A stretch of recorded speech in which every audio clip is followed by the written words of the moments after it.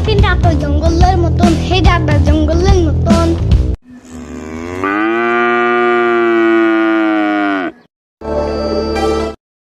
ইয়ামিন, কি খাও? চিপস। ইয়ামিন, গরুর দাম কত? বললাম না চিপস খাই। তাহলে আমরা গরুর দাম কিভাবে জানবো? এর জন্য তোমরা আমার সাথে কথা বলতে পারো। আরে, ইয়ামিনের গরু দেখি কথাও বলে। ভাই, আমি আমার জীবনে এমন কাণ্ড কখনো দেখিনি। তোর জীবনই বা কদ্দুর। ইয়ামিন, দেখো ওরা কত বোকার মতো কথা বলে।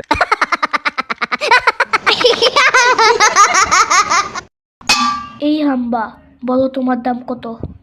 আমি আমার দাম বলবো, কিন্তু একটা শর্তে। শর্ত?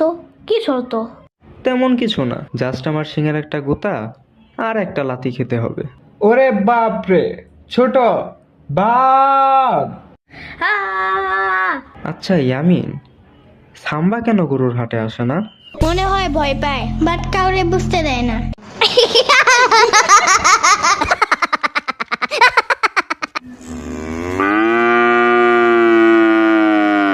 আচ্ছা ইয়ামিন, তুমি আজকে স্কুলে কেন গেলে না?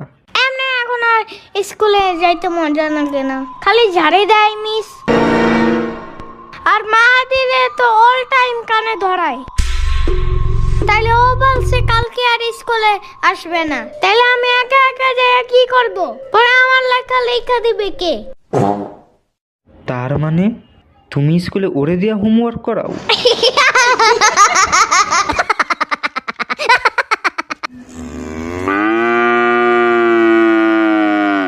ইয়ামিন, জানো এক ধরনের সাপ বের হয়েছে, আর ওই সাপগুলা নাকি খুব ভয়ঙ্কর। আরে ধুর, চুপ থাকো তো। তুমি দেখছো কখনো?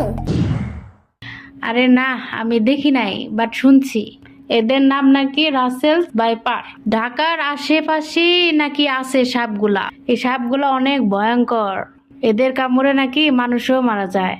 এমনি বললো না, আমার হাত বুট বেড়ে যাইতেছে। আরে তুমি হাত বুট বাড়াইও না। ভয় লাগলে কি করতে হয় সেটা বলো। ভয়টা তো জানি না, তবে রাসেল ভাইপার দেখলে 5 ফুট দূরে থাকতে হয়। তবে এই সাপ যদি কামড় দেয় 2-3 ঘন্টার মধ্যেই হসপিটালে নিতে হবে। পানির নিচে ডলফিনটা তো জঙ্গলের মতন, হেডাটা জঙ্গলের মতন।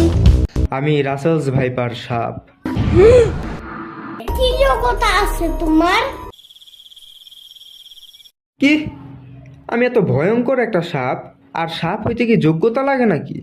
ঘুমাইতে যাও তো এখন। কি ঘুম? কিসের ঘুম? আমি ঘুমাই না, আমি মানুষদের আক্রমণ করি।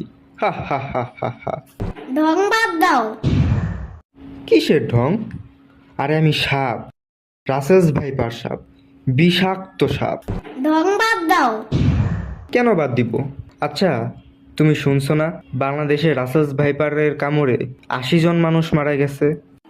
বলছিল তো, বাট কাহিনীটা ভুয়া। আরে ভুয়া না, ভুয়া না, দেখো এই সব কিছু সত্য। ভয় পাও আমাকে। হু হা হা হা হা। পানির নিচে ডলফিনটা তো জঙ্গলের মতন, হেডাটা জঙ্গলের মতন। ইয়ামিন, দেখছো হাতে কত সুন্দর সুন্দর গরু ছিল? আমরা প্রতিদিন কত মজা করে গরু দেখলাম, তাই না ইয়ামিন? সাম্বারে কত জোর করলাম, কিন্তু সাম্বা আসলো না। আবার জোর করে দেখাও। আমি জোর কই করলাম? তুমি নিজেই তো আসলা আমার সাথে হাটে গরু দেখতে। প্রতিদিনই তো ঠাসা ধরে দেখাও। গরুটা দেখলে এত সুন্দর গরুটা কোরবানির জন্য কিনতেই পারতা না। জানো ইয়ামিন, আমার দাদার একটা 3 সিংহলা গরু ছিল। আরে ধুর, চুপ থাকো তো। তুমি দেখছো কখনো?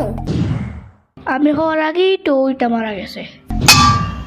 ইয়ামিন, গরু কত নিল? একদম 1 লাখ নিচে। জিতছো ইয়ামিন, জিতছো।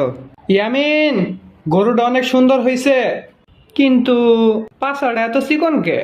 মনে হয় মাংসটা একটু কম হইব। এই বাচ্চা কি? হ্যাঁ, বাম বলো। দেখ দেখ, ইয়ামিনের গরুটা সেই হইছে না? চল আমরা যা চুরি করে ফেলি।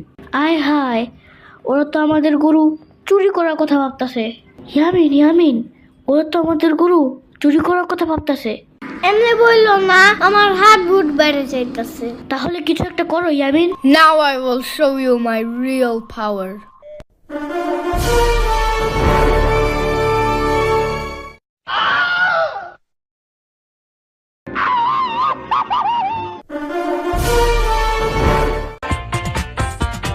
ছোট ভাইয়ার কাছে আছে এমনই গরু, চার চোর করবে চুরি ভাইয়ার গরু। রেগে মেগে ভাইয়ার গরু করলো মার শুরু, যেই খাবে সেই হবে আসল হিরো।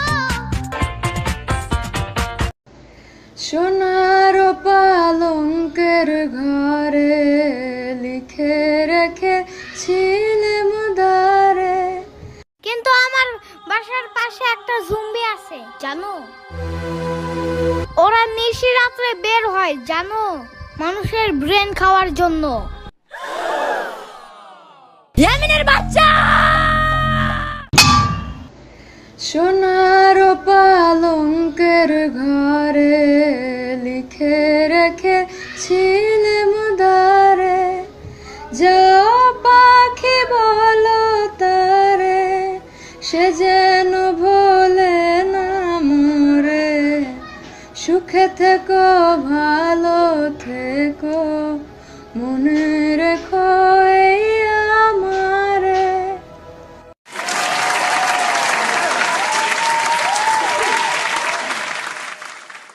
আসসালামু আলাইকুম।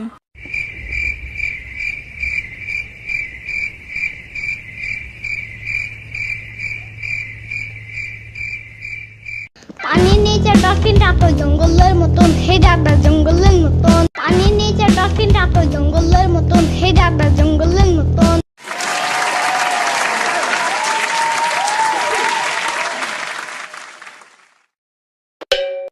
গরু বন্দরে ঘুরি আমি ঘুরি রে, ভাব লাগে না মনেতে, অভাবে দিন গেল রে।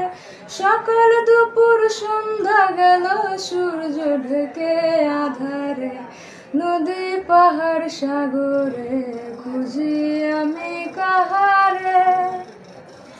নদী পাহাড় সাগরে খুঁজি আমি কাহারে। বন্ধু আমার বুনো হাওয়া সুখ হলো না প্রাণেতে, তাল তমালের বনেতে আগুন লাগে মনেতে।